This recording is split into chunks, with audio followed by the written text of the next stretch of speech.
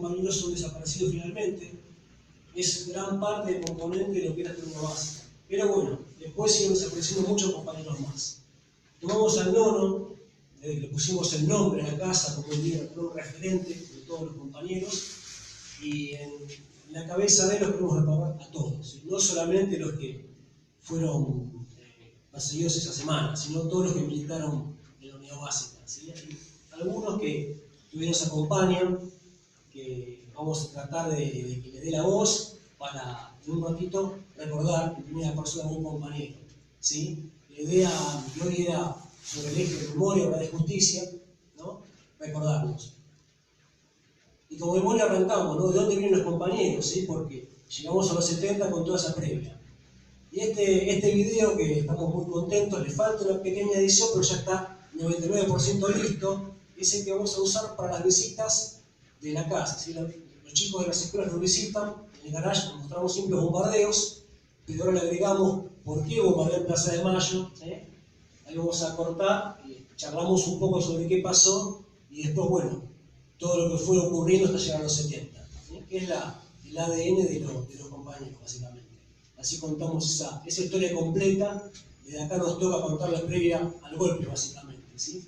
En otros sitios, donde no son lugares de vida, como decimos, es capaz van más sobre lo que fue la parte del terrorismo de Estado. Y bueno, estamos en el bloque de memoria, así que un poquito la idea es que compañeros en primera persona nos cuenten su testimonio. Después llegará el turno de esta visita que tanto nos gusta tener, ¿no? Mercedes Soizarrelli, la fiscala, como le dicen las madres, que tuvo un rol fundamental en lo que fueron los procesos de los juicios, ¿no? Por la verdad y la justicia. Así que bueno, justo, acércate. Bueno, buenas noches. Bueno, hoy nos toca recordar a los compañeros que fueron parte de esta casa y en los años 70. Y en especial nosotros nos referimos a Nono Lizazo como un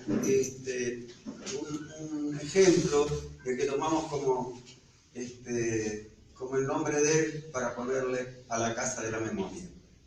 Recordar al Nono es recordar la lucha de un compañero infatigable, audaz y con una templanza tremenda. Yo estuve conviviendo con él los primeros días del golpe, intentando continuar la lucha por otros medios. Habíamos intentado habilitar un local cerca de acá de Panamericana y San Lorenzo como una alternativa para seguir en la lucha. Hacíamos volantes, íbamos a volantear a los primeros días del golpe en la estación de Florida junto con la China. Estuvimos volanteando y bueno, encontrándonos en lugares, en esquinas, hasta que una mañana llegan dos compañeros a avisarme que nos levantemos porque había pasado un hecho en el Café Los Angelitos.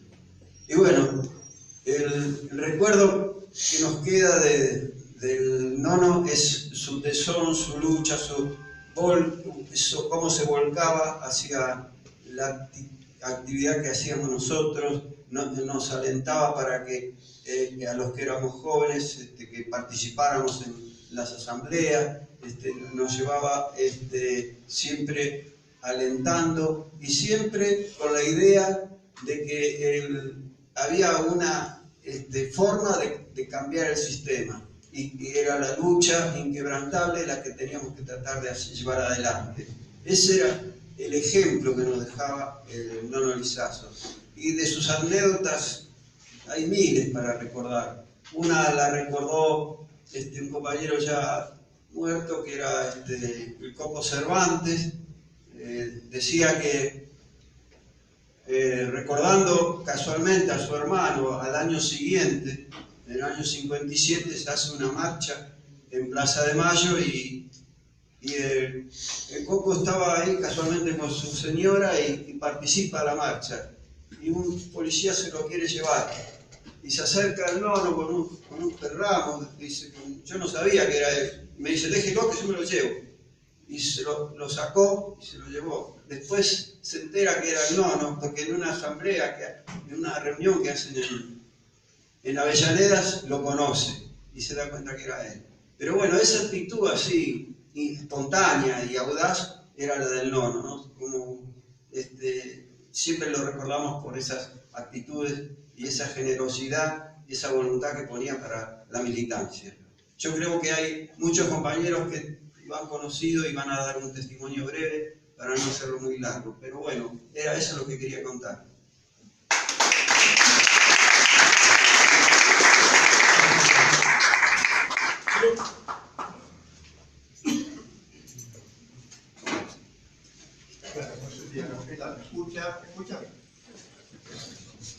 Bueno, soy chino Flaco, militaba en esta unidad práctica. Yo, más que la anécdota, quería remarcar el nono cuando hablamos de la militancia, cuando hablamos de cuadro político, cuando hablamos de construcción política, cuando hablamos de representatividad, de referencia. El nono traía todo eso y nos formó políticamente y organizativamente. El nono tenía esa característica, por eso el nono, pese a nosotros los 20 y pico de años, el nono tenía apenas 40 años, cuando cada tiene recién los 40 años, 38 años, era una forma lenta, cansina, tranquilo, de hablar, y para convencer de las cosas, fundamentalmente el político. El nono tuvo mucha discusión. JP y JTP, yo militaba en la agrupación Felipe Vallese, y a veces chocamos la cuestión de Perón.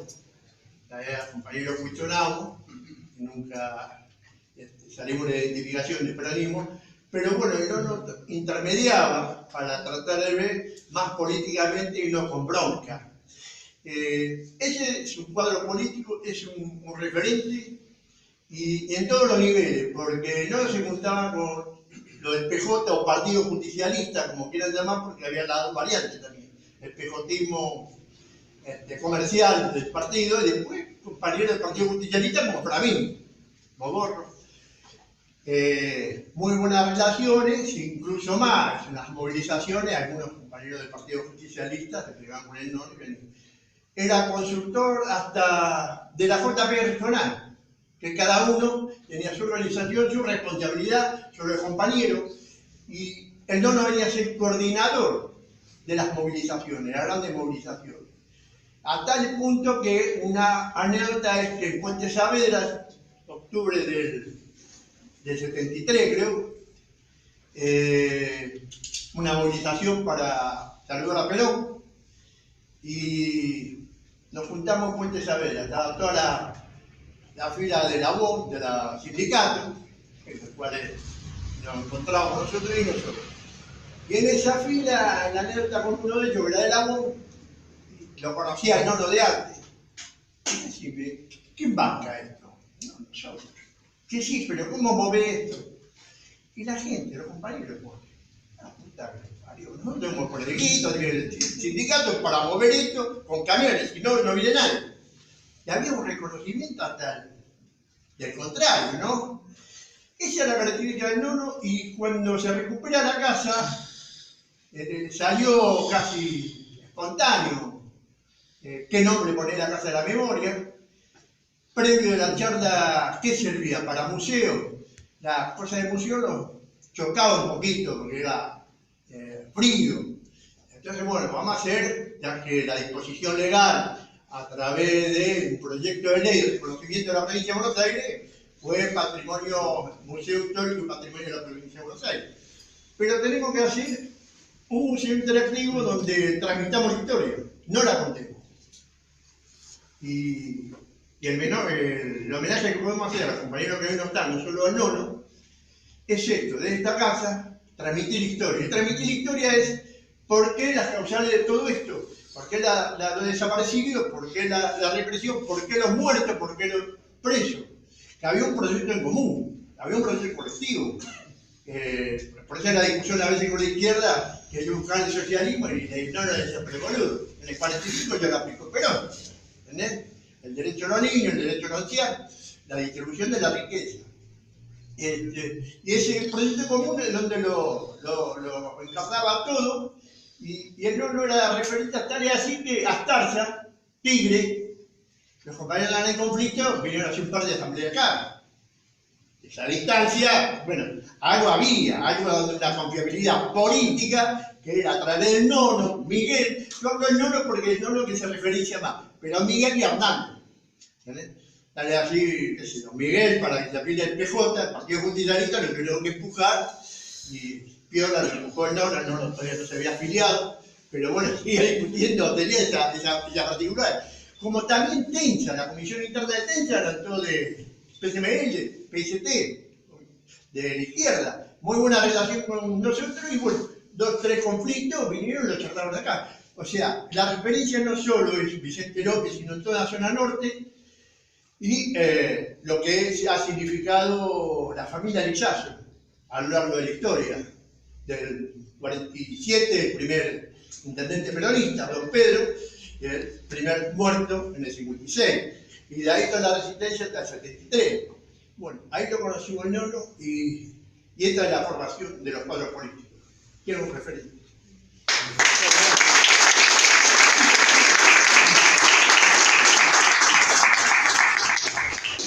Permítame poner decorado. La pared son más lindas que la pantalla. Zapito, date una vuelta. Este que vino ahora le decía no porque era un joven verde, ¿no? Era más chico. Es fácil. Habla del nono, o sea, ¿por qué el nono, no? Evidentemente, como dicen los compañeros y todo lo que vivimos acá, el nono era un líder natural, un tipo que salió de abajo, de la militancia, en su casa y con una carne peronista terrible. Lo que sí me interesa destacar, o sea, nosotros nos vamos al nono porque era nuestro referente, era nuestro líder, pero porque sabemos que el nono están todas las compañeras y compañeros, ¿tá? Que no son fotos, siempre decimos, son compañeras y compañeros, y todavía muchos lo estamos buscando. Por ejemplo, no podemos olvidar también de la China, porque siempre nos vamos al nono, pero la China era alma mater de acá, era el foco, el corazón de de lo que era la JP fundamentalmente. Aparte de lo único, anécdotas un montón, todos tuvimos anécdotas con el nono, ¿no? Un tipo con un coraje impresionante, coraje que era un ejemplo que vos no te podías tirar para atrás porque el tipo iba adelante y te marcaba los pasos.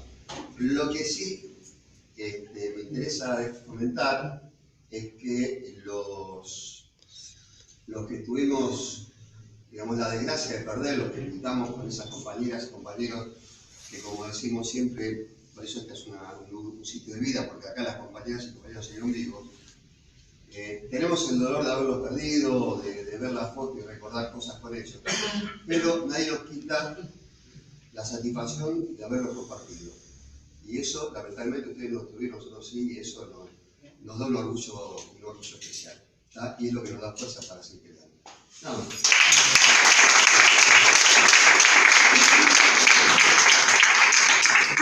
Bueno, estaba comentando, trayendo la memoria a la China, ¿no? Tenemos acá a alguien que trabajó con la China también, acércate, Elio. Encontramos al compañero que trabajaba en el FAT Electrónica, así que, bueno, fue una alegría recuperarlo. Bueno, en realidad yo no milité en esta casa, estuve, cuando el retorno de Perón vine a la casa porque se estaba organizando la marcha a donde íbamos a ir ese día. Conmigo trabajaba en el FAT Electrónica Alejandro Lagrota, trabajaba también la China Núñez y trabajaba María Rosa Mora. Y en realidad, ¿en dónde trabajábamos nosotros? Porque esto no es casual, porque acá era un centro de militancia por la revolución, por el cambio profundo. Y ellos y yo trabajábamos en una empresa donde estábamos haciendo una revolución industrial y tecnológica, que era Fat Electrónica. Nosotros ahí no solo hicimos calculadoras, sino circuitos integrados, computadoras, y todo con desarrollo nacional. No es que nosotros, salvo compramos la tecnología de los circuitos impresos de doble faz, no metalizados, y la trajimos acá, trajimos máquinas de Europa y tecnología de Estados Unidos, y acá le ensamblamos y sacamos los circuitos. Pero el resto fue todo desarrollo nacional. Así que eso era importante, o sea, la gente que los que trabajábamos ahí adentro, teníamos un concepto de un cambio social, pero además militábamos en el trabajo concreto ese cambio. Por supuesto, esa empresa viene el proceso militar y va al cierre. Y ahí desaparecieron. Bueno, Alejandro desaparece el Café de los Anglitos con el nono. La negra también, la negra la matan. Y a María Rosa la van a buscar y se la llevan y desapareció nunca más. Bueno, después se conoció su destino. Y en ese momento la empresa podría haber hecho algo para que no se la llevaran. Y no lo hizo. Por supuesto que no fueron solamente ellos los que desaparecieron. Desaparecieron muchos más compañeros. El ingeniero Abrales, el ingeniero químico, Eduardo Segueso y un montón más. Nosotros hicimos un raconto de toda la gente que desapareció, pero no logramos hacer, digamos, un inventario total. Ahora, fíjense que no es casual, digo esto. ¿Por qué no es casual? Porque el proceso militar, el neoliberalismo, vino a destruir la industria en el país.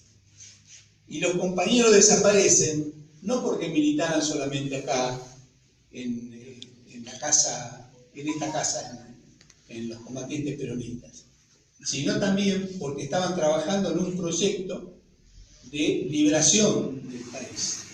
Porque eso es lo que necesitamos, el desarrollo de una industria que tenga tecnología de punta, para nosotros resolver no el problema que dicen los neoliberales hoy del déficit financiero, sino el déficit comercial.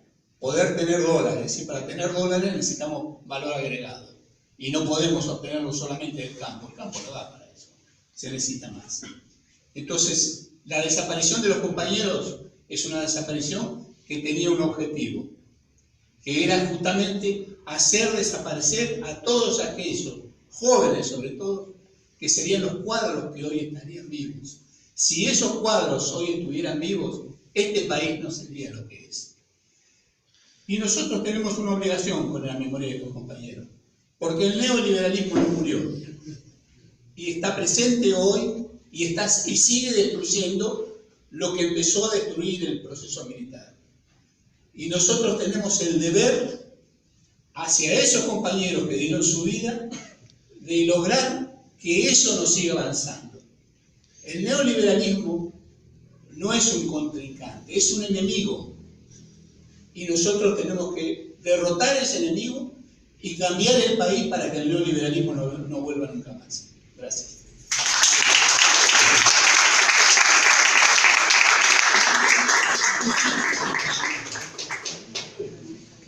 Una compañera que hoy no pudo venir nos envió una adhesión, la voy a leer. Compañeros, los viernes doy clase de 19 a 21:30, lo que me imposibilita concurrir. Un gran abrazo peronista y mi corazón para Jorge Lizazo, mi compañero desde el colegio primario hasta su desaparición. Seguimos pidiendo justicia, no olvidamos ni perdonamos, esperamos justicia, Mabel Dinero.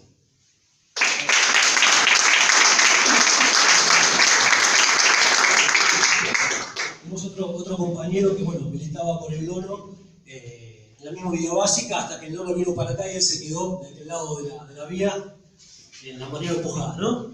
Adrián. Después sí, primero fuimos. ¿Qué hablar?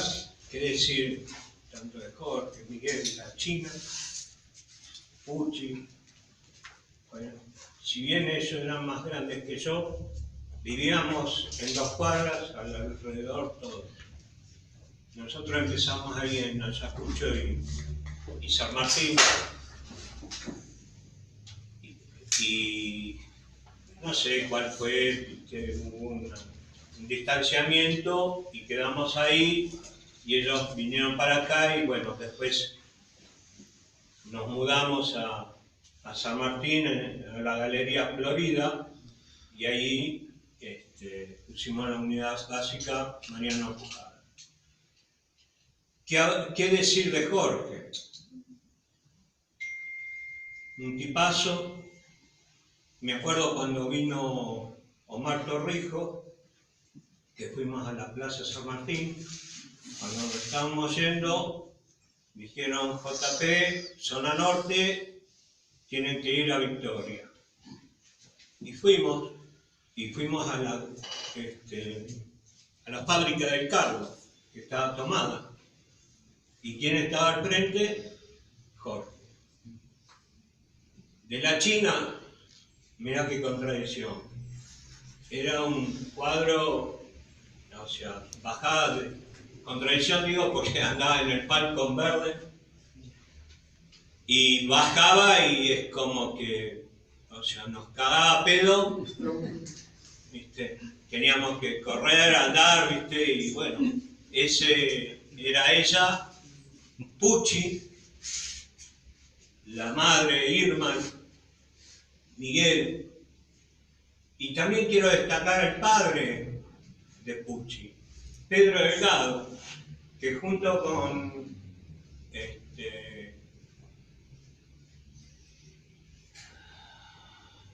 Arnaldo largamos el peronismo auténtico, ahí cerca del Puente Saavedra, me acuerdo.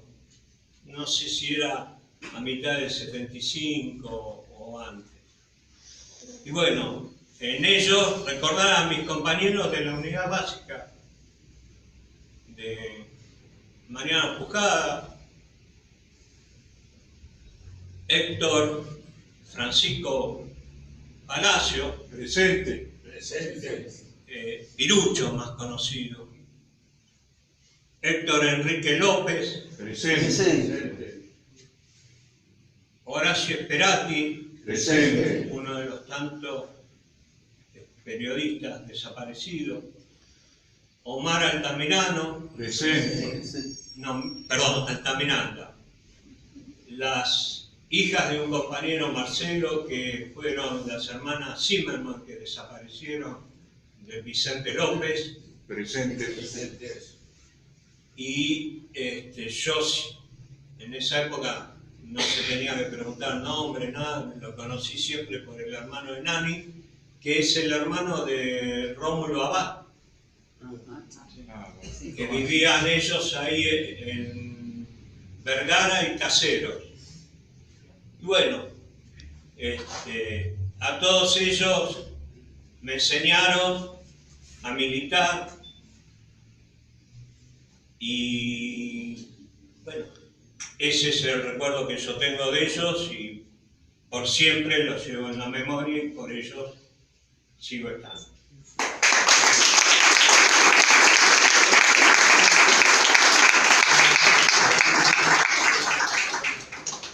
Es muy divertido escuchar a los compañeros, ¿no? Refrescando, haciendo ese viaje y nos tienen las patitas a todos un poquito esta noche. Hay compañeros que a veces les cuesta decir algo, les cuesta hablar, pero bueno, le damos la última oportunidad. Hay algunos, para no decir género, que a veces tienen ganas de contarlo, pero lo llevan por adentro. Yo quiero escuchar a una mujer que está acá atrás mío, que No, solamente no. ya sabe, pero yo la voy a formar. A mí me voy a hacer hablar, ¿viste? Y Pero yo vos voy ya a vas a escuchar. Y alguna mujer que quiero escuchar a la Estamos mujer. esperando que. ¿Dónde está la mujer? No me suena que No, vos no, bueno, otra.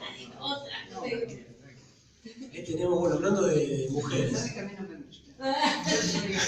Se le da la- Hay cerca de unos 41 desaparecidos con nombre de la unidad básica que identificamos. Hay 13 que eran compañeras, ¿no? Así que bueno, y la china que nos mandaba todo, ¿no? Así que, bueno, mujeres son nuestras, como decía Nora Patri, ¿no? La compañera de Bachetti. Bueno, ya que no tenemos alguna que quiera seguir evocando, vamos a invitarla a Mercedes, ¿no? Hacemos esta parte de memoria. ¿Vos, Gaby? Bueno, hacemos esta... Me quedó algo en el... O sea, que acá salimos, ¿cuántas veces zona norte, al cierre del operativo Dorrego? Sí. Y en el operativo estaba el Loquillo, ¿te acordás? Sí, y estaba Héctor López, teníamos 2 compañeros más. Pero el Loquillo no era acá. Hablo Mirta.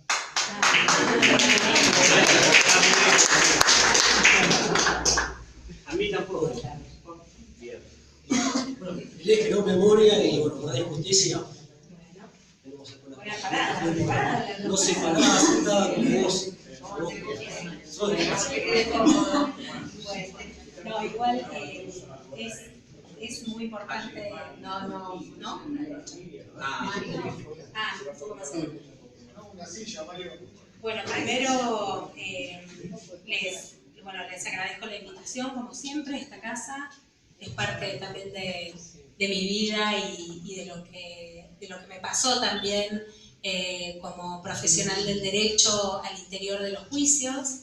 Estas historias que ustedes hoy cuentan también llegaron a las salas de juicio de Comodoro Pi, un lugar que no está acostumbrado a escuchar a las víctimas, un lugar donde generalmente se juzgan crímenes que no interesan a la sociedad o como memoria histórica.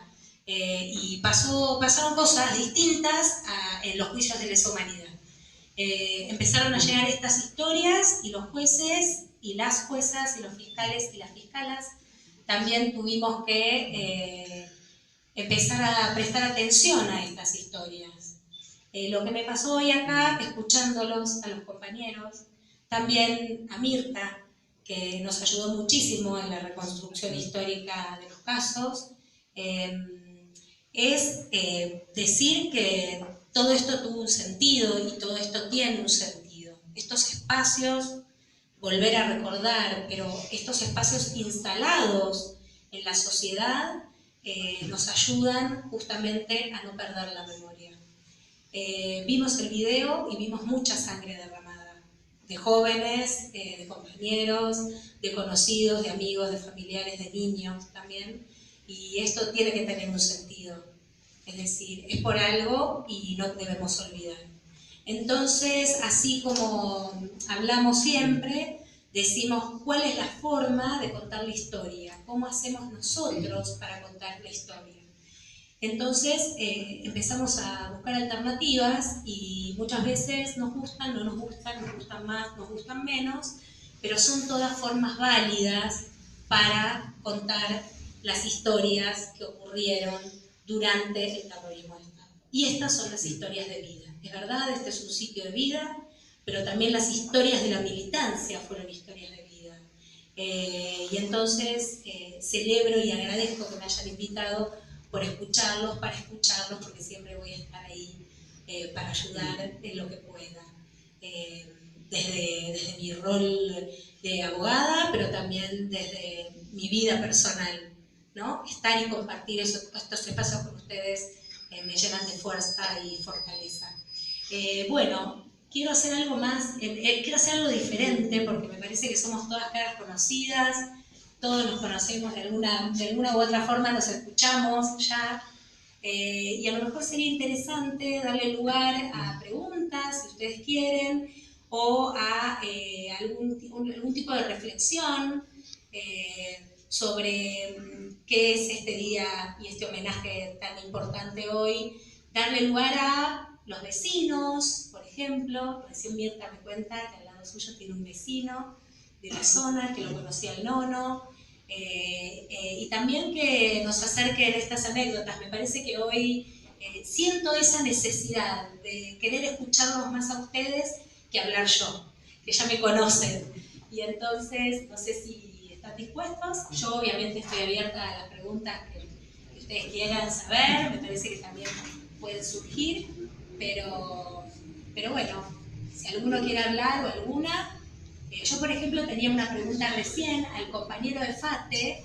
Me gustaría preguntarle cómo era la China, porque acá el compañero la recordó. Digo, ¿cómo era el día a día de la China? De una mujer, para esa época, una mujer que tal vez incluso en algún momento hasta se creyó como compañera del nono, pero digo, con una personalidad arrolladora.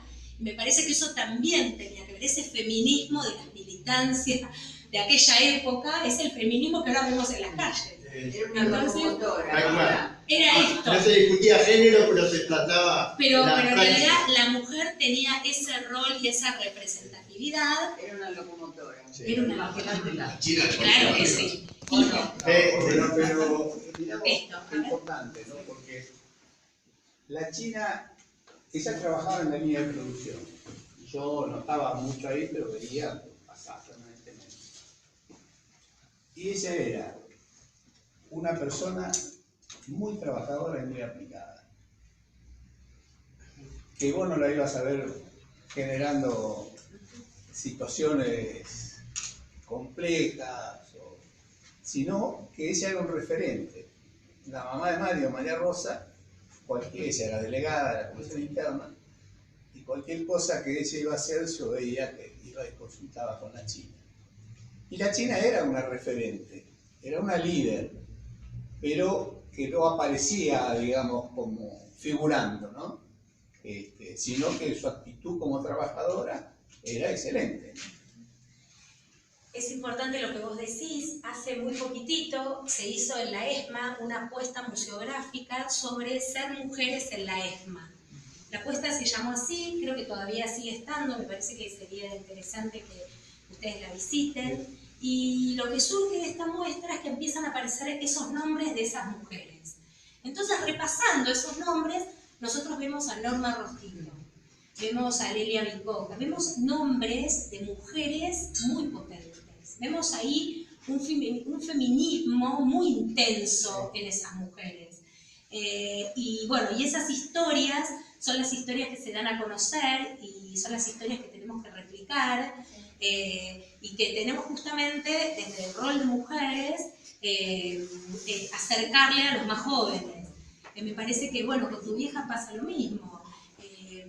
En esa época que bueno, tenía voz, digo, trabajaba en una fábrica, en una línea de producción, militaba. Es muy interesante que puedan aparecer estos.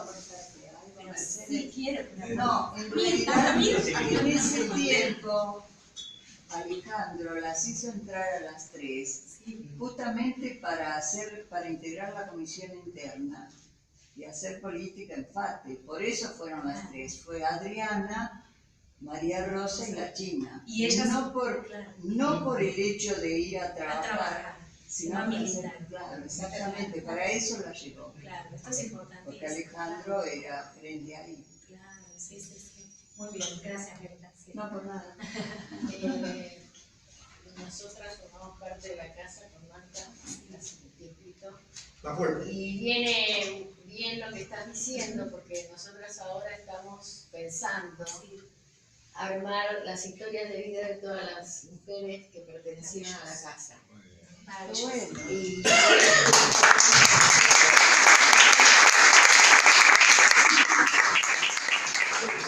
el otro día estábamos pensando justamente en la revolución que fue para la mujer llegar a la militancia, ¿no? Que ya tenemos unos cuantos años, sabemos que no era fácil para una mujer, todas las barreras que tenía que soportar para poder llegar a ese lugar y qué empeño había que tener. Bueno, esta es una idea que tenemos para empezar a hablar con las que fueron mujeres de la Casa Cristal y poder recabar estas historias de vida que decían vos, Marta. Sí, que invitamos a todos los que hayan conocido a las compañeras que militaron en la casa o que estuvieron en algún momento en la casa y son hoy desaparecidas, así que se contacten con nosotros para poder empezar a recabar los testimonios. Queremos presentarlas no solamente como militantes, sino como mujeres precisamente, cómo fueron en su niñez, cómo fueron en su adolescencia, con qué soñaban, con qué es lo que les gustaba, si bailaban, si cantaban. Queremos hacer un álbum con las historias de las mujeres de la casa. Muy bien, sí, muy bien, sí. Así que Ese es el cabeza, ahí está. Hay una También cosa pueden que venir marca para la época, Sí. en el caso particular de la China, era temperamento, carácter fuerte, pero era convincente. Y a veces había un grupo de compañeras que le llamaba la banda de la China. Y no era ninguna banda. Esta problemática de género la discutían entre ellos. En el rol, por ejemplo, vos sos delegado, pero vos tenés que imponerte, debías romper el machismo. Todo ese tipo de discusiones que se daban, y claro, todas las compañeras detrás de la China. El caso de la Fuchi, la Negra Betty, y si no estaría Normita también, que estaba muy pegada a la China, buscando el rol de la mujer, digamos, en la sociedad, porque éramos machistas. Y sigue siendo una sociedad machista, vivió una sociedad machista. Y tal es así que, por ejemplo, a veces surgía un problema organizativo, bueno, voy a pasar o no, acá estamos ocupados. No, pero voy a pasar, sí, bueno, tenía que cerrar la boca y tomártela. O sea, imponía con argumento, no es que era el carácter fuerte y puteaba. Yo tengo una anécdota, al principio del 73, vengo acá, me contacto, me engancho a través de San Martín por el nono, que conocía el nono, y voy a entrar y me atiende la chica. Y le digo, ¿usted está nono acá? No.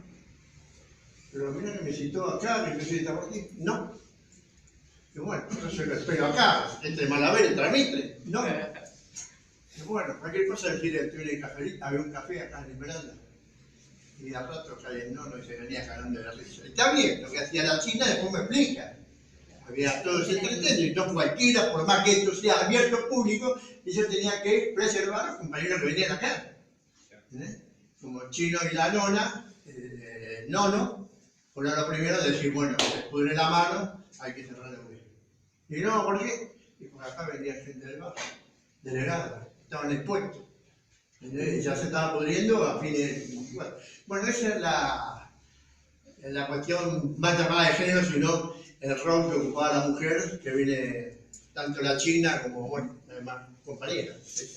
Un poco resaltar eso de la época, es cierto. Es pregunta que a veces se hace en las generaciones, ¿cómo se movía usted? En una estructura orgánica que yo participaba, mi responsable es femenina, la Guardia Civil. Y lo digo con orgullo, no me jodía, contra el más capaz que yo. Y bueno, es una responsabilidad que asumíamos nosotros también, del machismo, pero... Claro, no, sí, es cierto. Y en casos de ESMA, por ejemplo, también las mujeres que eran, también representaban a determinados grupos, también con un carácter especial, llegaba la mujer, se acababa la joda, esto decía Adriana Landaburu, por ejemplo, en uno de los casos, que ella era oficial primera, montonera, y bueno, y decían eso, llegaba Adriana y se callaban todos la boca, no se jodía más, pero bueno, trataban de imponerse de este rol, pero también, digo, reivindicar el valor de la mujer militante es muy importante y me parece que se pudo lograr en la ESMA y esto lo van a hacer ustedes, lo aplaudo y quiero que me inviten obviamente para ver la muestra y escuchar las historias de las mujeres, ¿no? No sé si, Héctor, ¿querés decirnos algo? ¿Yo? Sí. No, quería preguntar en realidad, ¿alguna vez acaso no estuvo Vicky Walsh acá? Ah, qué buena pregunta. Tengo esa idea o alguna vez lo leí, me gustaría saber. Yo no la he visto, pero sí que pasaba mucha gente muy importante y el caminito al fondo y arriba. Pero también no sé, en esos momentos no estaba todo el mundo aquí. Sí, pero el compañero de ella sí estuvo. Por eso puede haber Emiliano, Emiliano creo que se llama. ¿Qué? ¿Eh? El compañero de Vicky, Sí, estoy pensando. Emiliano. Él integraba parte de los compañeros que estaban con los abogados de JTP. ¿Sí? Él estaba con- No se olviden que por acá venía también Ana María González. No me acuerdo si me contaste Sí, vos, que lo venía a esperar al que era su novio. Ah, Sergio Bar. Sergio. Ahí tengo un taller. A su vez, él la esperaba allá. Se llevaba a veces la guitarra, me contaban, Sí, y la esperaba en la UB ahí de Uruguay Viva. Fue un lapso que, algo así que una cita con Sergio y bueno, se vino acá y que había un acto. Y bueno, no, soy la novia de este. Y quería participar. Y ahí otro compañero y yo le decía a Sergio, sí, no, pará, tengo un quilombo, ¿viste? Y se le pegaban todas las movilizaciones. no salía el nombre de la cesárea. 15, 16 años tenía. Estoy hablando de 73, 74. No sé qué, si quieren... Vos estábamos comentando de Sí. las formas disruptivas de trabajar la memoria, eso, la mujer está rompiendo todo, pero hablaste de las historietas que estaban armando un libro en la ESMA, ¿no? Y surgió el tema de las historias desobedientes también, ¿no? Los hijos de represores que están saliendo a dar su testimonio, ¿no? Sí. ¿Cómo lo Bueno, ves eso? ahí recién estábamos hablando justamente de esto, de estas otras formas de contar la historia, quiénes quieren contar la historia, qué le pasó a la sociedad después de esto, de lo que ocurrió con el terrorismo de Estado, después de esta revisión que hace el propio Estado de ese terrorismo. Es decir, cuando el Estado se pone al hombro los juicios, cuando el Estado se pone al hombro lo que ocurrió durante el terrorismo de Estado, es ahí donde empiezan a nacer otras voces. Y es ahí donde nos empezamos a preguntar si esas voces están habilitadas o no para contar las historias. Entonces, podemos pararnos de un lado o del otro y decir quiénes pueden contar la historia, quiénes tienen voz para contarla, quiénes no. Nosotros siempre decíamos, y recuerdo en el alegato del juicio ESMA, que uno de los puntos que tratamos es que después que finaliza la dictadura militar, la historia se había resumido en 200 páginas del informe final de la dictadura militar. Es decir, los militares, los represores, finalizada la dictadura, hacen un informe contando la historia como, a su parecer, había sido, y ahí queda resumida la historia del terror, de las más feroces de la dictadura que tuvo nuestro país, resumida en 200 hojas. Cuentan que los delitos eran excesos, cuentan que algunas situaciones se le pudo haber ido de las manos, y qué pasó cuando la historia empezó a ser contada de otro modo. Salieron las voces de los sobrevivientes, salieron las voces de los familiares, salieron las voces de los investigadores, de los historiadores, de los periodistas, a contar la historia de otro modo. Yo creo que con los hijos desobedientes pasa un poco lo mismo. Es decir, son otras voces que nosotros mismos generamos con los procesos de memoria, verdad y justicia. Porque empezamos a mover y levantar abajo de las baldosas gente que de ningún modo nunca pensamos que iban a poder declarar.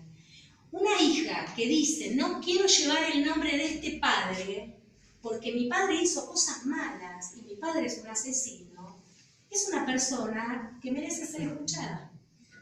Es una persona que nosotros le tenemos que dar el lugar para que ella nos cuente la historia, porque ella también tuvo una historia de terror.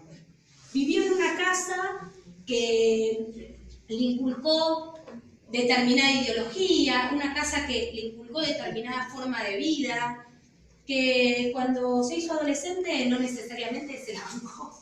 Y entonces esas son las historias que empiezan a ser contadas de esta manera. Y a propósito de esto hablábamos recién que en el sitio de ESMA mañana, además de ser el aniversario, el 42 aniversario de las madres, se presenta un libro que escribe un periodista, Juan Carrá, que nos acompañó durante los juicios, específicamente durante el juicio de ESMA Unificada, escribía crónicas para Infobae. Y a mí lo que me pasó con Juan fue algo muy especial, porque esta sensibilidad que yo a lo mejor tengo muchas veces al escuchar los relatos, me hacía ver que esa historia tenía que ser contada. De alguna u otra manera era una historia que a mí, escuchándolos a ustedes, que eran los testimoniantes, me generaba una suerte de, pero esto lo tiene que saber la sociedad. Y Juan hizo eso, captar de las salas de juicio determinadas historias, y una de ellas es la de Lelia Bicoca. Lelia Bicoca era catequista, militaba en el ER, en San Martín, y los padres tenían una librería en Tropezón. Y en esa librería ella dibujaba un montón, le encantaba dibujar, era súper dibujante. La secuestran en una patota de Campo de Mayo y la trasladan a la ESMA, y en la ESMA la desaparecen. Estaba muy torturada, pero la ESMA pidió un lápiz y papel. Y adentro de la ESMA hizo una historieta de humor que se llamaba Il Capuchino. Ustedes saben que en la ESMA la capucha era la forma en que se tabicaba a los prisioneros. A partir de esa historieta, ella comienza a contar la historia de la represión al interior del campo, pero en forma de historieta. Hace un esqueleto y el esqueleto va transitando su estadía dentro del campo de exterminio. Hace un esqueleto encapuchado, un esqueleto que se hace sus necesidades encima, un esqueleto en una tumba, y ella empieza a contar la historia. Juan Carrá capta ese modo de contar la historia, traspasa y cuenta y escribe una crónica que se llama La historieta que traspasó los muros de la ESMA. Y piensa en hacer un libro en forma de historieta. Y con Iñaki, justamente un dibujante, dibuja la historia de la ESMA, y Juan, como periodista, cuenta la historia que le causó a él recorrer el sitio y el espacio de la ESMA. Es otra forma de contar la historia. Yo lo que digo es esa historia cepillada a contrapelo de la que nos hablaba Walter Benjamin. Digo, es la historia, cómo contar la historia y cómo aceptar la historia de los hijos desobedientes. Me parece que íbamos un poco en eso, en que hay diferentes formas de hacerlo y que todas las formas son válidas en la medida en que tengan respeto por la historia argentina de nuestro país. De hecho, se hizo una visita de la Cinco con la historia de Bicoca. Exacto, se hizo una visita de la Cinco, pero es impactante. ¿Están esos dibujos de ella o...? Están porque los saca una sobreviviente. Claro. Lelia se los da a una sobreviviente. ¿Y saben que la sobreviviente nunca los publicó? ¿Saben cuándo los conocimos? Fue el juzgado de instrucción del juez Torres, se sentó a declarar y dijo, y encima tengo esto. Y la historieta sale en el 2010, 2011. No es una historieta que haya transitado por el CONADEP, los CONADEP, digo, no es una historieta que haya estado en las primeras historias. Es una historieta moderna que sale en el 2011-2012, en la primera declaración de Graciela Luna. Después Graciela llega al juicio y también vuelve a contar esta historia. Pero lo sorprendente de Lelia es que cuenta lo que estaba pasando al interior del campo. Cuenta lo que pasaba en forma de historieta, pero ahí ves cómo transita ese esqueleto todo su calvario dentro del centro clandestino. Son las pruebas acabadas de la forma de la cucheta, de qué le pasaba el tacho para orinar, el balde, bueno, y esto está contado en forma de historieta por Lelia. Increíble, increíble. La familia de Lelia también se enteró tarde de esta reconstrucción, y es un caso también, como decimos nosotros, los casos invisibilizados, ¿no? Estos casos que no conocemos, siempre conocemos los más emblemáticos, pero nos pasa que estos casos que son invisibles se hacen visibles gracias a los procesos de memoria, verdad y justicia. Quería aprovechar la confianza que tenemos para dos Sí, cosas. una reflexión. Sí. Hace poco, hace meses, ¿verdad? Vinieron a visitar la casa dos madrileños que son miembros de la asociación Plaza de Ventas. Plaza de Ventas era la cárcel de mujeres de Madrid, donde fusilaban a muchísimas mujeres. Hoy hay construido un edificio y ellos lograron entrar porque en el sótano del edificio se mantienen restos de lo que fue la cárcel. Y cuando vinieron acá, bueno, visitaron la ENO y vinieron acá y se quedaron asombrados. Porque ellos nos contaron algo que yo no lo sabía en detalle. Ellos tuvieron 600.000 fusilados, 300.000 desaparecidos y 30.000 chicos secuestrados, apropiados. Pero dijeron algo, dice, esto en España no lo tenemos. O sea, dice que aparecen en algún lugar, pero desaparecen. Y se quedaron muy sorprendidos de la casa y además le dio un poco de fuerza como para transformar a eso de plaza de ventas en un lugar de memoria histórica. Yo digo esto para que nosotros valoremos también el proceso que nosotros hicimos, que es muy importante. Y que lo valoran a nivel internacional, ¿no? Que cuando ven acá están sorprendidos de lo que dicen, ¿no? Pero digo, esto es gracias al activismo social, a los organismos de derechos humanos y a los familiares. Y juzgados por la justicia ordinaria, que eso no es un detalle. Y eso no es un detalle menor, que hayan sido juzgados por sus propios pares, digamos, por los civiles, esto tampoco es un dato menor. Generalmente son juzgados por justicias militares que les dan muchas garantías o en realidad le dan muchos beneficios, y juzgados por una justicia que respetó todos sus derechos constitucionales, tuvieron derecho a defensa, tuvieron defensas gratuitas, no tuvieron que pagar abogados porque tuvieron los mejores defensores oficiales. Esto es muy importante, el rol que cumplió la Defensoría Oficial fue poner a los mejores. Y esto también robusteció nuestros procesos. No es que pusieron al peor defensor, pusieron al mejor, al más aguerrido. Y a pesar de todo ello, fueron condenados. Entonces, esto es muy importante para justamente la mirada que tenemos en el exterior y que somos reconocidos. Es así y me parece que esto es lo que generó el proceso, esto que decimos, el proceso de memoria, verdad y justicia. Yo un segundo quiero cortar el clima. La verdad que con la confianza que tenemos con Mercedes. Sí, obvio. Generalmente antes de ir a las preguntas, es el momento pico de atención, pasamos los parroquiales. Y se me disparó. Así que dos cosas aparte de los parroquiales. Bueno, el 10 de mayo está viniendo, hablando de las mujeres, ¿no? Dora Barrancos. Vamos a hablar de género. El 17 de mayo lo tenemos a Héctor Rodríguez, que le va a hacer una entrevista a Delia Giovanola, ¿sí? Ellos se conocen, así que le va a sacar jugo. La única abuela que queda de las 6 que conforman hoy abuelas de Plaza de Mayo, a veces esos detalles se pasan, es la única abuela original, digamos, la única abuela que queda fundadora de Abuela de Plaza de Mayo, Delia Giovanola. Bien. Y bueno, gracias a Héctor la podemos tener en la casa, un gustazo.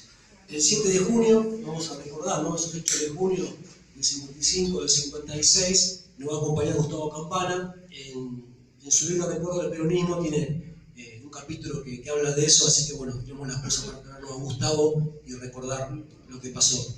Y el 22 tenemos la obra de Kiko Cerone, Los días más felices, ¿sí? Así que siempre estamos tratando de darle espacio a la Habrá sido peronista, seguro. Habrá sido peronista. Así que bueno, tenemos la agenda de esa manera. ¿Qué día presentaba Cristina el libro acá? Para Cristina no hay agenda. No tenemos fecha, no hay fecha. Espere. Sinceramente, se la digo. Y bueno, también esto que comentábamos del rol que tuvo Mercedes en los juicios, ¿no? Porque alguien lo tiene que hacer, alguien tiene que poner el pecho a todo esto, y muchas veces no es gratis, ¿sí? Sabemos que Mercedes está siendo acosada por algún sector, están armando una causa, después capaz lo querés explicar vos, pero bueno, desde acá todo nuestro apoyo. Sabemos que Carlos Loza está armando una carta con firmas, de acá enviamos todos los documentos, los avales que podamos, así que bueno, muchas gracias. Lamentamos que siempre tenga costo, ¿no? Todo esto que uno hace. Así que bueno, nuestro apoyo de todo de acá y agradecimiento eterno.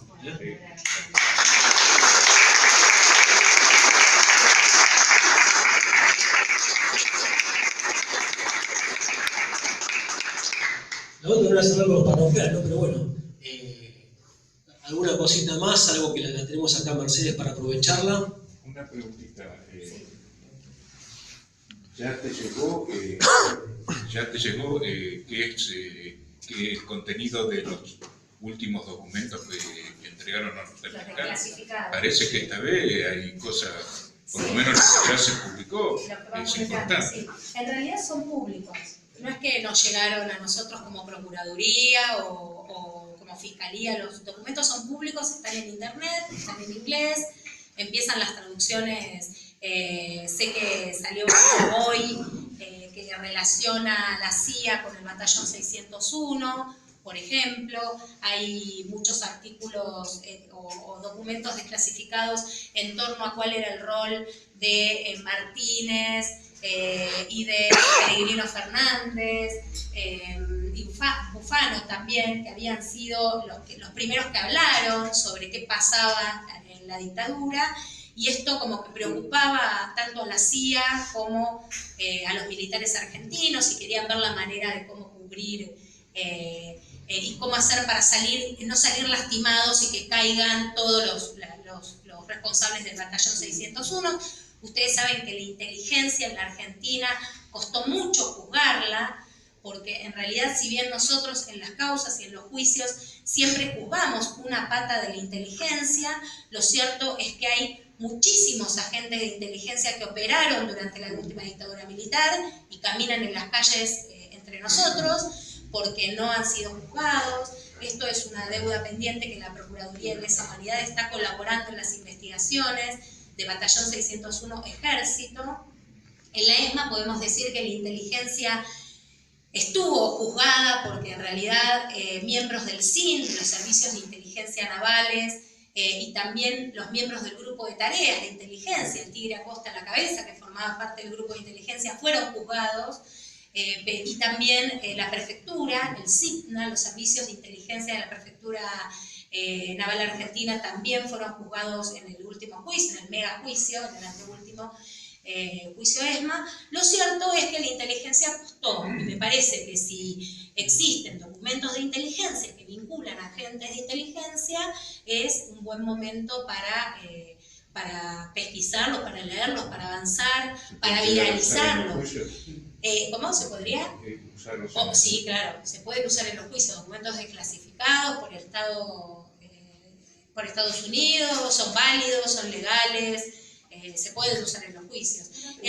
La porción ahora temporal de estos documentos que desclasificaron, creo que empieza en el 78. Es decir, claro, son un poquito más alejados. Lo que nos pasó en la primera camada es que... Lo que nos pasó en la primera camada, vamos a levantarlo un poquito, ahí, no, parece que no se rompió.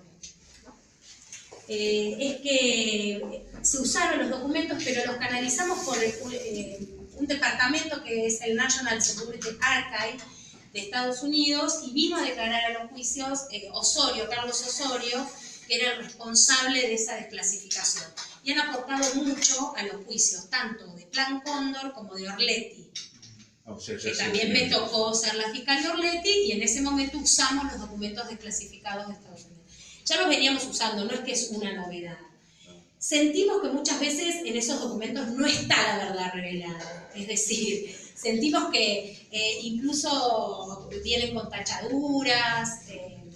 Nosotros tenemos nuestros acervos, la potencia de nuestros acervos documentales. No quiero decir con esto, y no se me malinterprete, que no son válidos y que no se usen, por el contrario, ya les digo, usé para el juicio Orletti, para el caso de las monjas francesas, de los 12 de Santa Cruz, también se usaron documentos desclasificados de Estados Unidos, porque había información relativa a las denuncias que estaban haciendo las madres, y esto se sabía en el Departamento de Estado de Estados Unidos, también fueron usados. Lo que digo es que nosotros también tenemos nuestra DIPA, la Dirección de Inteligencia de la Provincia de Buenos Aires, y eso es oro en polvo. Realmente los documentos de la DIPA tienen cada vez más información. Es impresionante, siguen apareciendo. Esto, a raíz de esto que les quiero decir, en una investigación muy reciente, un fiscal general de Mar del Plata en actividad, Fernández Garelo, fue agente de inteligencia de la DIPA en el año 79-80. Y eso saltó del archivo. Saltó del archivo, pero el fiscal, además de ser fiscal general, es un fiscal que tiene a su cargo alrededor de 200 fiscales en la provincia de Buenos Aires. Entonces digo, es gente que está en actividad, que cumple un rol institucional y fue agente de inteligencia. Con un trabajo realmente, un esfuerzo enorme de la Comisión Provincial por la Memoria, de los abogados de la Comisión por la Memoria y también nosotros desde la Procuraduría logramos procesar a Fernández Garelo. Hoy es un fiscal procesado. Hace una semana que la jueza Vence lo acaba de procesar. Es decir, y es un fiscal que no da un paso al costado. No sé qué está esperando, porque digo, está procesado. Bueno, tuvimos presidentes procesados. Nosotros nos pasa eso, que en la Argentina parece que el procesamiento no fuera nada. Fiscales que no se presentan. Fiscales que no se presentan. Pasa esto en la Argentina. Pasa esto. Claro, pero está procesado. Va a tener sus instancias de apelación, por supuesto. No decimos que no. Ya utilizamos nuestros tribunales, como dice Héctor, para juzgar y demás. Pero tenemos estas cosas. Tenemos documentos y los documentos hablan. Y esto es interesantísimo también porque la desclasificación de los documentos tiene que ver con una política pública. Y si nosotros hablamos de poder juzgar, es si hay una política pública eficiente que nos deje juzgar, que nos abra los archivos, que nos den los recursos y que podamos hacerlo. Pero estamos ahí avanzando en la lectura de estos documentos y ojalá que tengamos muchísima más información, ¿no? Mercedes, a propósito de ESMA, ¿qué puedes contarnos sobre ESMA 4, la causa que se está llevando a cabo, que tiene bastante menos prensa que fue la 3? Claro. Creo que hay represores por primera vez. Sí, claro, sí. La causa, en realidad, de ESMA 4, yo no estoy participando en esa causa, puedo contar porque ofrecí la prueba, en realidad, en su momento, oportunamente, de esa causa y la tuve que estudiar, pero en realidad se trata justamente de las bondades de los documentos desclasificados, vamos a decirlo porque es así, esa causa nace porque se encuentra en los archivos del Ministerio de Defensa un documento desclasificado, en realidad es unas actuaciones de justicia donde habían ingresado a la casa de una familia y los militares se habían robado unos bienes de esa familia. Es decir, por ejemplo, les voy a contar el ejemplo de un robo, del robo de Colpum. Colpum ingresó a la casa.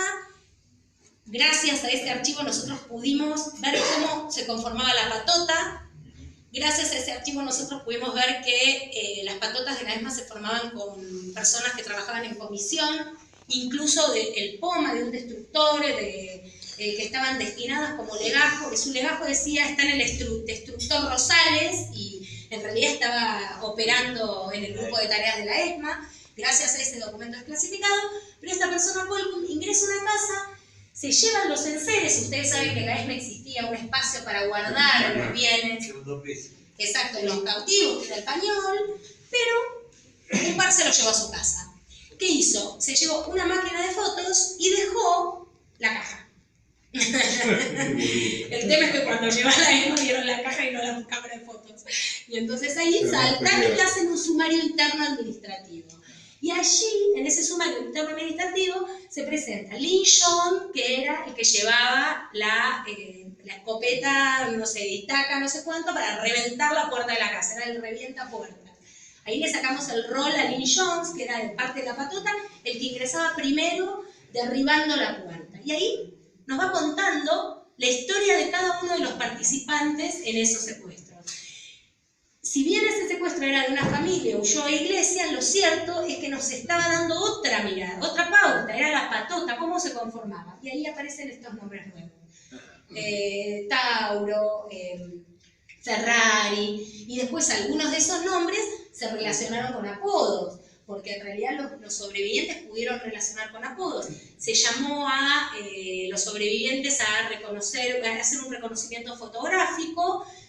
Ustedes saben que los reconocimientos fotográficos en instrucciones ponen fotos de gente similar, además de el imputado, y ahí lo reconocieron con nombre y con apodo. Así que algunos, además de llevarse justamente ser parte de la organización criminal en este expediente, se llevaban un reconocimiento de algún sobreviviente que decía, y además tenía este apodo. Entonces, ESMA 4 es un juicio muy chiquitito de esta patota que operó en el año 1976. Claro. Había otros lugares donde se llevaban, recogían, porque a mí me robaron todo en mi casa. Sí. ¿Había otros lugares en la provincia de Buenos Aires, aparte de la ESMA, o todo iba a la ESMA? No, cada centro clandestino tenía su mecánica y dinámica. Yo te puedo hablar de la ESMA. En la ESMA no solo eran bienes materiales, la licuadora, digo, una guitarra, sino también eran bienes inmuebles. Lo que tenemos en la ESMA, que es una gran deuda pendiente, que en la causa todavía no se hizo juicio, es la causa bienes, que se llama bienes, pero en realidad robaban departamentos, robaban casas enteras. Exacto. Y después hacían algo impresionante que era, lo vendían al vendedor de buena fe. Es decir, que muchas familias no pudieron recuperar sus propias casas, porque eran compradores de adquirentes de buena fe. Y aparte lo sacaban a los compañeros que firmaban y los vendían. Entonces, bueno, sí, eso también. Está el famoso caso de Chacras de Coria, que llevaron a los Cerruti a firmar, a disponer los bienes. Ahí se crea Wilry, que es Wilry, fue una empresa que era Guamon, de Wilry, y que Gómez se llama Williams, entonces era Wilry de Ríos, que era otro representante. Es decir, tuvieron... a la familia Lizazo, a Adriana, le falsificaron la firma, el testimonio de la casa que habían comprado en el Bajo de San Isidro estaba guardado en una caja fuerte del padre. Claro. Como no la encuentran a ella, van un día y secuestran, se enteran que tiene una relojería ahí en Muno, lo secuestran a él, van a la casa y él tenía guardado el testimonio de esa casa. Se la sacan, fraguan la firma y pierde la casa. No la pudo recuperar. Nunca la pudo recuperar. Después el Estado indemnizó, pero no siempre las reparaciones fueron adecuadas. Y entonces allí, bueno, tenemos lo que tenemos. Un tema interesante son las reparaciones. Si quieren, les cuento algo, una novedad que hay en el fallo de la Corte. En todos los juicios es como que hay una campana para los eclesiásticos. ¿Por qué? Porque realmente participaron mucho, casi todas, pero no hay ningún cura procesado. Sí, en realidad Bomberli. Sí, bueno, uno o dos, nada más. Claro. Realmente vos sabés que sí, capellanes que estaban al lado del ejército, de la marina, eran sí. Bueno, el que presenciaban torturas también. Sí, claro, el que estuvieron presente. Sí, en Rosario también. Digo, al cura le pasó lo mismo que al civil. Es decir, sorprendernos que los curas no estén procesados o juzgados, también los civiles, ¿no? Tuvimos muchos civiles. La parte económica, de la educación, y la causa por, ahora son los primeros civiles condenados en la causa ahora. El rol de los periodistas. Yo me acuerdo en esos años, se veían algunas películas francesas donde mostraban claramente que los periodistas trabajaban para los servicios, y eran servicios. Acá ¿se pudo llegar a comprobar alguno que estuviera...? No, los únicos periodistas imputados fueron en el caso Telma Jara de Cabezas, claro, por la revista Atlántida. Ustedes recuerdan el caso de Telma Jara, el caso de ESMA, que Telma es llevada a una confitería y le hacen una parodia de entrevista y ella dice, mi hijo es un subversivo, la verdad que no tendría que haberse metido como se metió, le pasó lo que le pasó por eso. Ella estaba secuestrada, la llevan a la peluquería. Bueno, ahí los primeros, digamos, imputados fueron los periodistas, pero creo que tienen una falta de mérito. No tienen condena. No, condena segura. Falta de mérito, condena segura porque no además no están como periodistas por haber hecho eso, pero... Ese acto puntual. Pero digo yo, en la nómina. Claro. En la nómina de los servicios. Ah, claro, bueno, debe Debe haber, haber, pero sí, un debe montón. haber, sí. Como Santoro ahora. Pero esta gente. ¿Cómo? Si chequearlo, que era el director de la Bueno, casa. claro, sí, no, debe haber, sí, eso sí. Lo que pasa es que Neuta, justamente pero seguro. esas son las investigaciones. Y volviendo a lo de los capellanes, digo, también nosotros tuvimos un caso de ESMA, ese de Monseñor Gracelli.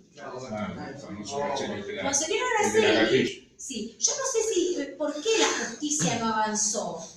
A mí me da un poco la sensación de que en realidad también no se sabía bien qué tipo de imputación dirigirle. Porque, ¿qué pasa? Monseñor Gracelli no estaba con la pícara en la mano. o por lo menos nadie lo vio. Digo, era más fácil imputar a un civil como Torres de Tolosa, que sí iba al campo de concentración y estaba en la patota, a imputar a un juez que denegaba habeas corpus. Igual también es claro, exacto. Era más difícil decir, bueno, ¿cuál es el rol que cumplió ese juez haciendo lo que hizo, mirando para el costado, encubriendo el delito? Es un encubridor, es un partícipe, es un coautor. Con los curas y con los civiles pasó lo mismo, hasta que obviamente se pudo avanzar en ese proceso y los jueces aceptaron determinadas imputaciones. Ustedes saben que el Ministerio Público puede ser muy proactivo para dirigir imputaciones, pero siempre tenemos un freno en la instrucción, porque nuestro sistema es mixto inquisitivo. ¿Sabes lo que es el sistema mixto inquisitivo? Es que hay un juez y un fiscal. No es que el fiscal impulsa las acciones solito como en otros casos, en otros países. En otros países el fiscal impulsa solo la acción. Yo digo, tengo estas pruebas, tengo esto, recabo esto, hago esto, impulso la acción, me voy a juicio con esta persona. Acá, en el sistema argentino, tenemos el freno del juez. Exacto. Tenemos el juez y instruyen los dos. Entonces ese juez de instrucción también, por más que el Ministerio Público pueda llegar a ser muy proactivo, o un organismo de derechos humanos como un abogado de querella pueda ser muy proactivo, siempre tenemos un rechazo desde la justicia donde esta pata no fue como un blanco para investigar bien. Pasa esto, que tenemos muy pocos condenados civiles y siempre las condenas de los civiles, fíjense, es porque tienen un plus más. Siempre hay algo más. Torres de Tolosa era secretario de un juzgado de menores, pero lo vieron y Siringo lo indica como parte de la patota que tiraba personas al mar. Es decir, hay un plus más. Después tenemos a los empresarios de Ford, pero en realidad a estas dos personas que se juzgan en Ford también ese plus lo da que adentro de la fábrica estaba el centro clandestino. Fíjense que siempre hay un plus donde la justicia nos está exigiendo un poco más. Monseñor Grasselli, volviendo a Grasselli, porque también fue un poco, es una de las personas que nosotros hemos investigado también, ocurría que informaba y desinformaba a las víctimas. Era cubridor, pero también era partícipe necesario, porque pasaba información que le daba a la gente. Ahí está, pasaba información y demás, pero no tiene el plus de haberlo visto. Pero Monseñor Grasselli sí en realidad tenía un plus. ¿Saben cuál era? Que fue el titular catastral de la isla del Tigre, del silencio. Y a pesar de eso, Grasselli sigue sin avanzar la pesquisa, no sabemos por qué. Se ha impulsado la causa. En San Martín se lo ha llamado a declarar como testigo, por ejemplo. Basta, ¿no? Llamamos más a Grasselli. Sí, eso también, Grasselli se pensó que estaba muerto. Y después apareció vivo, y siempre se pensaba que estaba muerto. Y en realidad lo llamaron a la casa y le atendió. Sí, soy yo, y estaba vivo. Entonces digo, sí, tranquilo, no me pregunte. Es condenado, corregime si me equivoco, pero está el del ladrón del norte, ¿cuántos más? No, condenado el del ladrón del norte, pero la Cámara de Casación le dio vuelta a la sentencia. Por eso ni lo nombré. Bueno. No. Y ahí también había un plus, había una participación diferente, aportando las camionetas, pasó con el caso Ledesma también, lo mismo para atrás Blaquier, digo, y también se esperaba ese plus más, de qué más, y qué otra cosa más, y qué otra cosa más. Smart, lo mismo. Claro, exacto, sí. No, hay... No está continuada. Yo creo que está, no me acuerdo ahora Smart, te digo la verdad, no me acuerdo, pero me parece que no está confirmada la sentencia. Claro, es eso. Claro, puede haber sentencia de primera y de tribunal oral, pero después la Cámara de Casación la revierte y la vuelve para atrás. ¿Qué pasó con el León del Norte? Bueno, por eso el Ford fue algo maravilloso, acá recordando el trabajo de Victoria Basualdo, con los compañeros del Ford, fue increíble, el trabajo que hicieron las chicas fue descomunal, un equipo hermoso. Y ahora viene Mercedes Benz. Y ahora viene Mercedes-Benz, que inició... inicia el lunes. Inicia el lunes, perdón, y Mercedes-Benz lo único que no tiene son civiles, ¿sabían? No. No están juzgados, los civiles están muertos. todos. Ah, los derechos están registrados. Exacto. Y ahí era el que había hecho la donación a la maternidad de Campito, ¿no? Claro, exacto, pero bueno, eso se juzga a la patota de institutos militares en Mercedes, pero son militares, no son civiles. Rivero. Claro, Riveros y compañía. Y el jefe de Pasa que seguridad siempre nos quedamos en Rivero. Puede ser estar muerto o apartado por incapacidad sobreviniente. No hay civiles en la causa Mercedes. Esa es una gran deuda de la democracia Sí, todavía, de muy nosotros, grande. muy a pesar de que muchos hago esta reflexión. Porque están ahora, solo que están ahora. Algunos siguen quejándose de lo que pasó en la dictadura. ¿Y cuánto queda por resolver? Porque estamos hablando de que la pata civil prácticamente, que fue, casi diría que fue mandante del militar. No, están ahora, van a volver una y otra vez. Siempre está la anécdota que Videla murió en la cárcel y Martínez Dios en el departamento de Avenida Libertador en la casa. Siempre Bueno, esa eso- es como la anécdota que cuenta Sin que... deposición final. Claro, exacto. Y entonces, Lo que digo... ocurre es que también hay que poner en contexto porque en este proceso político que llevamos con un enorme retroceso en causa de derechos humanos, porque lo sabrás mucho mejor que cualquiera de nosotros, va a ser muy difícil juzgar a la pata civil en tanto se mantenga un proceso político como estamos llevando. Yo creo que nunca imaginamos que este retroceso en todo sentido lo íbamos a vivir tan en carne propia, porque se había avanzado bastante o mucho, pero aún queda mucho por hacer. Pero no llegamos nunca al núcleo del poder. Queda mucho de la pata civil, quedan muchos juicios pendientes, quedan más de 300 nietos, falta mucho por resolver. Y a este paso la sociedad también va perdiendo un poco de confianza, mueren los imputados, ¿no? Mueren los familiares. Sí, sí, es cierto, falta mucho, hay que hacer mucho y se están desacelerando los juicios, de hecho. Claro. Se desaceleran los procesos también, Se quita apoyo. pasan a ser otra prioridad, otro tipo de causas de la justicia federal, entonces ya los jueces no pueden instruir, y ahí, bueno, está siempre igual presente el rol de los organismos que siguen batallando, que están presentes, y que eso sí, y bueno, igual las denuncias están, y estos delitos son imprescriptibles, pero como vos decís, hay un punto final biológico inevitable de tanto imputados como víctimas. Falta también, mucho, pero se hizo. para seguir Y declarando. resaltar que siempre es una decisión política. Si no Siempre. hay decisión política, esto Sí. no va. Claro, el tema es justamente, los derechos humanos no deberían estar atados a una decisión política, es decir, el juez no debería atarse a un gobierno o qué tipo de gobierno está para juzgar o dejar de juzgar. Me parece que el día que nosotros tengamos una justicia absolutamente independiente, sin estas contaminaciones, ahí nosotros vamos a poder decir que esto se debería seguir teniendo el mismo paso normal o las mismas investigaciones. Nosotros desde los ministerios públicos fiscales tenemos un rol proactivo, seguimos luchando, nos cuesta muchísimo, estamos remando el lodo, pero lo cierto es que, por ejemplo, obtuvimos este procesamiento de este fiscal general, que me parece que hoy por hoy, un tipo que estaba en actividad y casi era imposible, pero la verdad que laburamos muchísimo para justamente cruzar los informes, cruzar los documentos desclasificados y los reglamentos militares de la época, que eso también es importantísimo. Creo que el rol de los acusadores tiene que ser eso, tenemos que leer más, ahora mucho más. Si antes leíamos, ahora más. Hay que leer las necrológicas como hacía Rodolfo Bueno. Sí. Porque ahí están las conexiones. Las No es solo- conexiones. no es solo una familia judicial. Sí, verdad. Es una familia judicial, Social. terrateniente, empresaria, militar.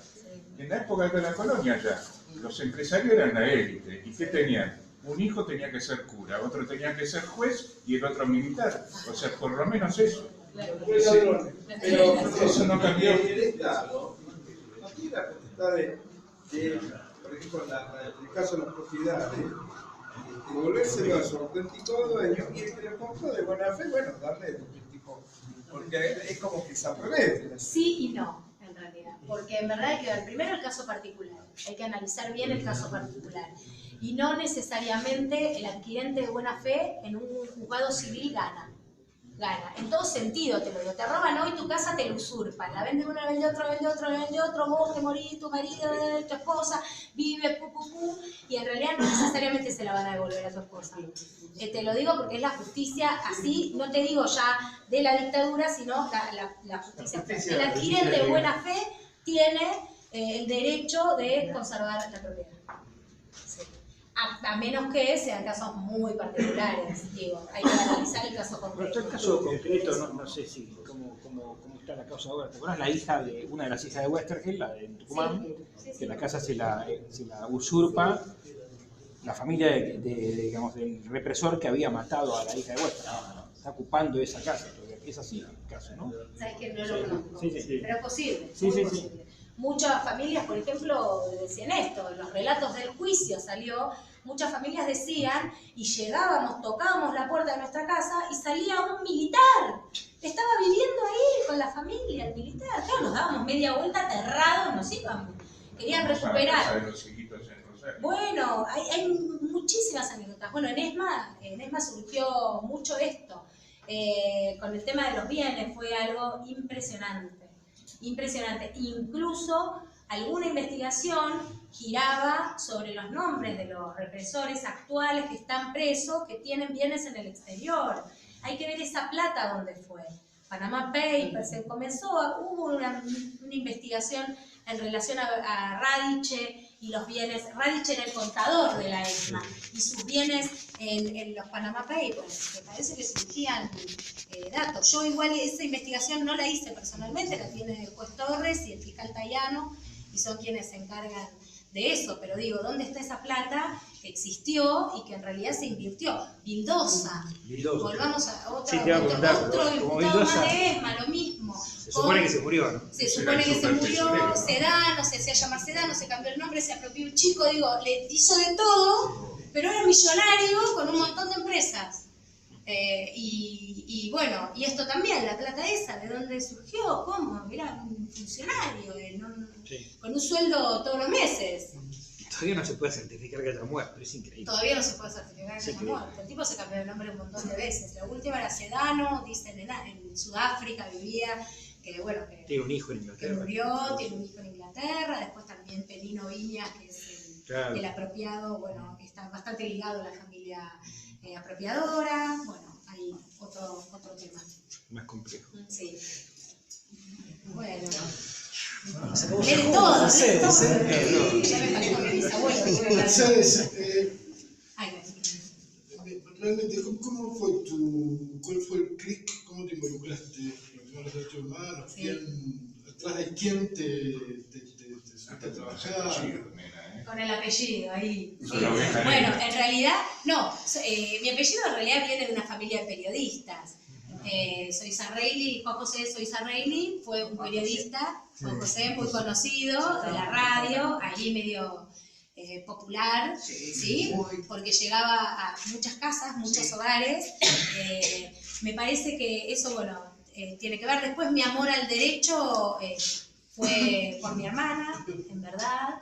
Empecé la carrera de Derecho en la UBA, siempre me rodeé de lo que fue la militancia, de estar ahí en los claustros universitarios. El pasillo. Exacto, el pasillo de Derecho, que bueno, se respira esto, pero en realidad quien me lleva a trabajar en los juicios de lesa humanidad es Guillermo Friele, en el primer juicio que es Automotores Orletti. Yo a Guillermo lo conocía, yo trabajaba en un tribunal oral, él trabajaba en la fiscalía, y ahí me propone la tarea de llevar el juicio Automotores Orletti. Con lo primero que me enfrento es con la CIDE.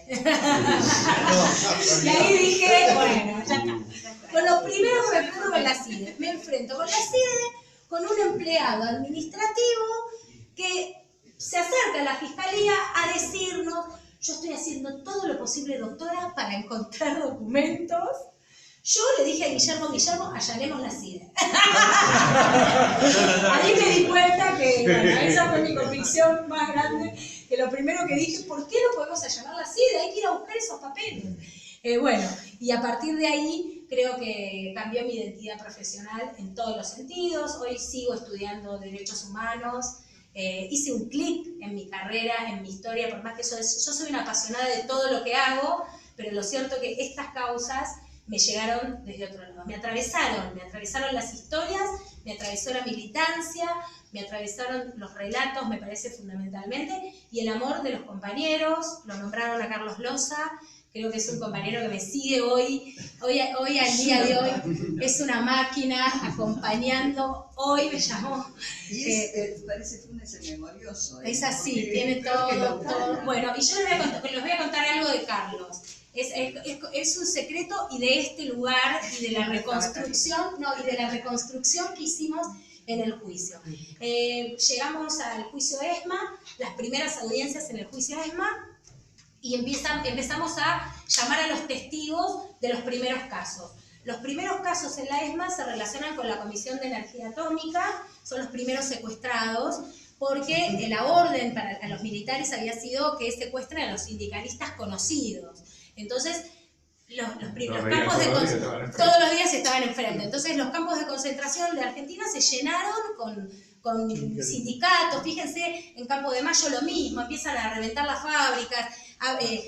Bueno, el segundo tramo importante del juicio de ESMA fue lo que ocurrió con los compañeros de esta casa. ¿Por qué? Porque para secuestrar al Nono y a la China, secuestraron a 40 personas antes.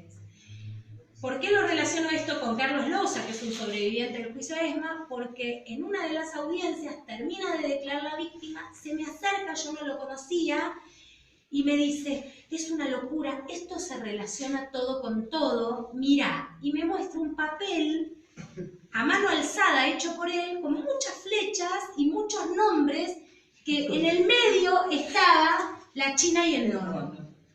Y estaba vinculando él los secuestros de todas las personas. Grueta, que venía a militar a esta casa, que era de Osplat, secuestran a 17 personas de Osplat, claro. Y ahí empezamos a hacer... La pintada de sanidad.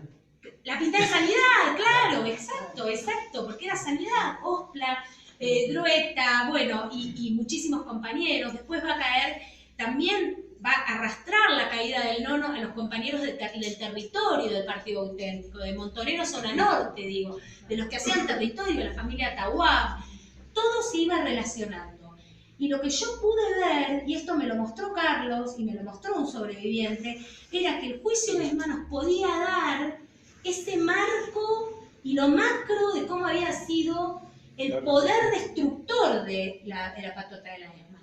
Y lo vi ahí, todos los casos de la ESMA están relacionados, todos. No hay caso de la ESMA que no tenga relación uno con otro. Reproducíamos las caídas de acuerdo a cómo se iban concatenando las historias de vida de las personas. Por eso me llegó tanto, porque conocí las historias de vida, conocí la militancia, conocí esos nombres que vos nombrás uno por uno. Yo los puedo nombrar uno por uno también, porque llegaron a mí por la relación que cada uno tenía con cada compañero. Y eso fue maravilloso. Las Eso me lo caídas del mostró Seferino Namuncurá, de los colegios también. La del colegio Seferino La Namuncurá. Nacional de Vicente López. Allá está el compañero, claro, están, los casos relacionados con la familia Cacabelos, este caso se relaciona, cuando cae Yorio y Jalix, los curas, caen las catequistas, claro. Cae la hija de Emilio Mignone, cae Mónica Quinteiros, la monja, cuando cae la Santa Cruz, caen las madres, caen otros parientes de las madres, que también cae Adul, digo. Entonces son las relaciones que fuimos haciendo en el juicio y nos permitió este juicio por tener alrededor de 900 víctimas. Fue un trabajo enorme, pero me cambió mi identidad profesional. Ahí está, eso era.